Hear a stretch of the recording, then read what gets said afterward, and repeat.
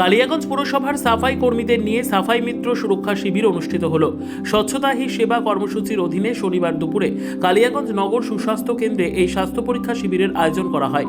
পুরপ্রধান রামনিবাস সাহার তত্ত্বাবধানে এই শিবিরে কালিয়াগঞ্জ পুরসভার অধীনে প্রায় 200 সাফাই কর্মীদের স্বাস্থ্য পরীক্ষা করা হয়। নগর সুস্বাস্থ্য কেন্দ্রের চিকিৎসক গৌতম মজুমদার এই স্বাস্থ্য সুরক্ষা শিবির পরিচালনা করেন।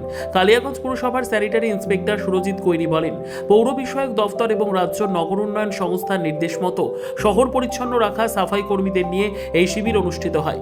স্বচ্ছতা হি সেবা কর্মসূচির অধীনে এই শিবিরে কালিয়াগঞ্জ পুরসভার সাফাই কর্মীদের ওজন, ব্লাড প্রেশার ও ব্লাড সুগার পরীক্ষা এবং শারীরিক পরীক্ষা নিরীক্ষা করা হয়। কোনো রোগ বা অসুবিধে ধরা পড়লে প্রয়োজনীয় ঔষধপত্র এবং পরামর্শ দেওয়া হয়। আমাদের অ্যাকচুয়ালি সাফাই কর্মী সুরক্ষা শিবির হচ্ছে আমাদের UDMA department, urban development and municipal affairs department এবং SUDA state urban development agency, ইনাদের নির্দেশে আমরা গত বছরও করেছিলাম, এবারও আমরা করছি।